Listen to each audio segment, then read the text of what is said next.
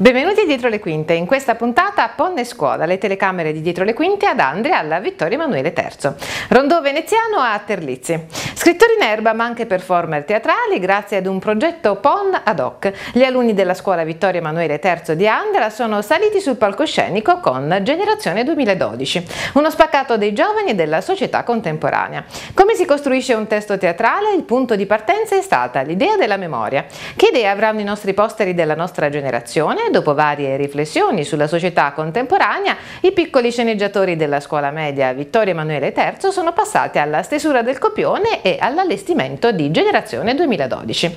Non solo scrittura creativa e drammatizzazione, ma una serie di progetti alla Vittorio Emanuele III, realizzati grazie ai programmi operativi nazionali. Ascoltiamo l'intervista con il preside e alcuni docenti. Chiusura dell'anno scolastico qui alla scuola media Vittorio Emanuele III di Andria, una grande manifestazione ma che è il frutto di diversi progetti PON. Esattamente quanti sono i progetti che sono attivati, preside? Allora, in piena linea con le attività programmate dal piano dell'offerta formativa, visti i risultati anche dell'analisi dei bisogni formativi espressi dalle famiglie, attraverso questionari somministrati a tutte le classi prime e seconde, abbiamo portato avanti queste azioni, competenze per lo sviluppo riferite alla matematica. Uno è stato effettuato in quest'anno scolastico 2011-2012, il prossimo sarà riferito all'anno scolastico 2012-13.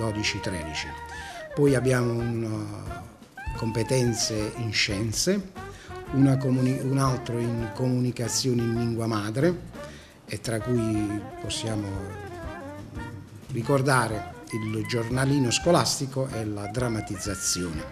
Poi un altro la comunicazione in lingua straniera, sia francese che inglese, poi un progetto legalità che si chiama Legali al Sud, uno sulla mafia e un altro sull'ambiente. Poi si conclude un altro progetto che è il PQM, cioè progetto qualità e merito. La seconda annualità è riferito all'italiano, lingua italiana. Gli obiettivi sono quello del consolidamento delle competenze in lingua madre, attraverso anche percorsi che impiegano le tecnologie e i materiali forniti poi dal gruppo nazionale. Generazione 2012, realizzato dagli alunni della scuola media Vittorio Emanuele III. Grazie ad un progetto PON racconta del mondo dei giovani con un pizzico di satira e di humor. Si riflette sull'impoverimento del linguaggio e della lettura sostituiti dall'uso smodato di Facebook e dei social network. Nelle gags i vantaggi di Facebook e le vittime di Facebook, in cui dei ragazzi riescono a comunicare solo attraverso il computer. Le scene attrici a tutti i costi, i Latin lover, il provino e le affascinanti soubrette svedesi analizzano invece i desideri dei giovani di entrare nel mondo dello spettacolo senza avere particolari attitudini, e le ragazze del telecomando racconta di un gruppo di amiche che vive davanti alla TV. Professoressa Sandra Troia, valutatrice dei progetti PON ma anche responsabile della comunicazione qui nella scuola Vittorio Emanuele III. E le chiediamo subito, la scuola è dotata di un sito? La scuola è dotata di un sito che è utilizzato come vetrina per tutte le iniziative, in particolare le attività finanziate dal Fondo Sociale Europeo, che vengono svolte durante l'anno scolastico. La verità è che bisogna avere la stessa fine. Sapete, ho sempre avuto un discreto ascendente. Come se non rida, scusi, ma sei visto lo specchio? Quest'anno noi abbiamo puntato moltissimo sull'uso della tecnologia integrata alle attività curricolari ed extracurricolari, e abbiamo cercato di informare anche le famiglie sulle attività che sono state condotte, attivando dei blog nei quali i ragazzi hanno pubblicato i loro lavori, hanno socializzato delle ricerche, hanno espresso i loro pareri rispetto a delle attività che sono state condotte.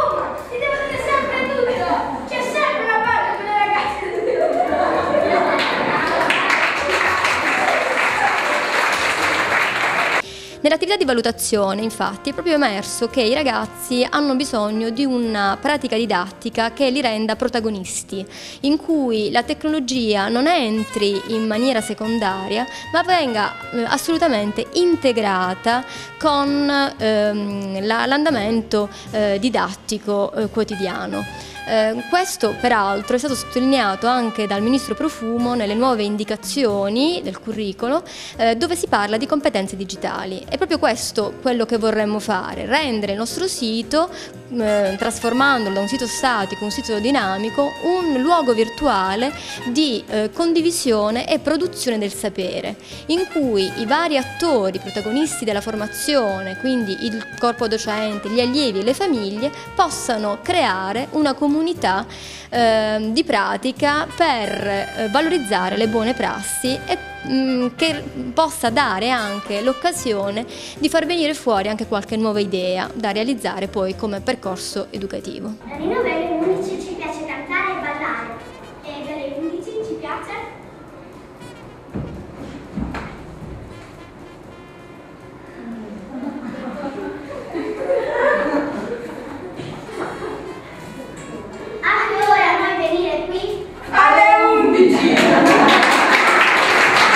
a Terlizzi presso Villa Cappelli, concerto del Rondò Veneziano diretto dal maestro Michelangelo Turturro. Il Rondò Veneziano nasce nel 1979 grazie ai maestri Giampiero Reverberi e Laura Giordano, che danno vita ad un ensemble da camera in grado di attrarre un largo pubblico grazie a composizioni particolari che provengono dalla loro penna e riprendono la forma musicale del rondò, tecnica d'esecuzione a cavallo tra il XVIII e il XIX secolo. Nasce così il Rondò Veneziano, una singolare formazione composta da 9 solisti in costume che richiamano il XVIII secolo e 20 musicisti d'accompagnamento. Ascoltiamo l'intervista con il maestro Michelangelo Turturro. Quale sarà il repertorio di questa sera? Poi originale oppure riadattato? Allora, il repertorio, diciamo, che seguiremo questa sera ripropone fedelmente le musiche del maestro Giampiero Reverberi e della maestra Laura Giordano, sia per quanto riguarda la struttura che per quanto riguarda anche, diciamo, tutta la dinamica inerente a ciascun brano, quindi nell'interposizione di forte, piano e mezzoforte. Questa formazione che ascolteremo questa sera è la formazione originale del vostro gruppo e esattamente come è composta? Allora, il nostro gruppo Rondò Veneziano Ensemble nasce nel settembre 2010 e naturalmente rispetto alla formazione originale del maestro Reverberi è una formazione un po' ridotta.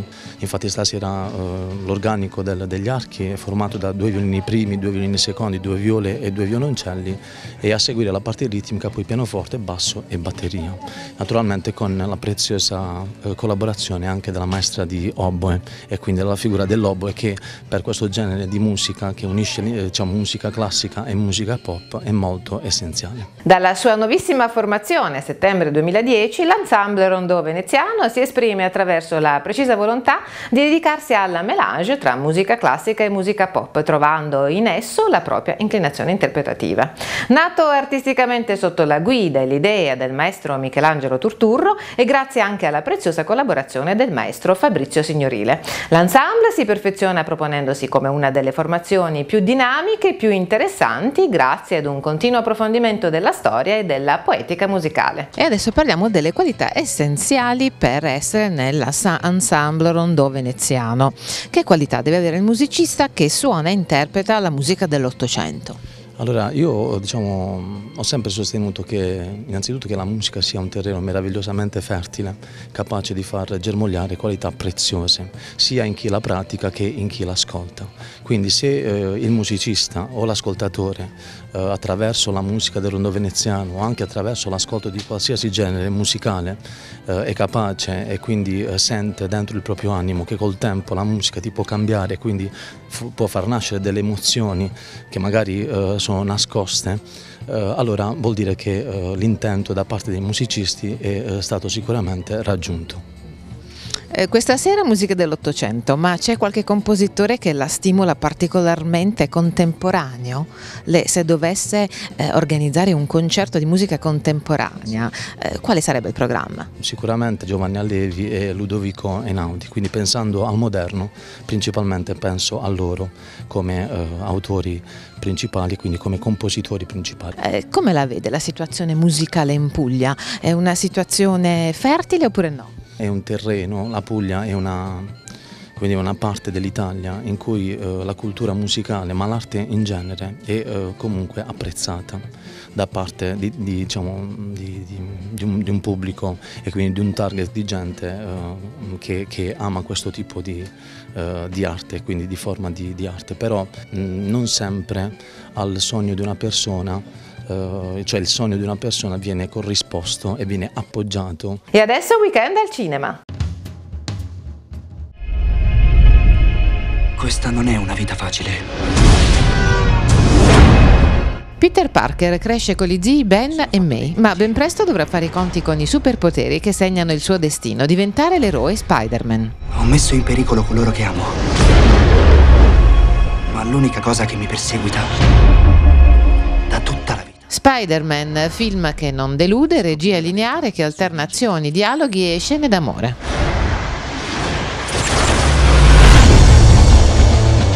Sei un ricercato, Peter Parker. E con questo è tutto, vi ricordo per le vostre segnalazioni info@dietro le quinte tv.com e arrivederci alla prossima puntata.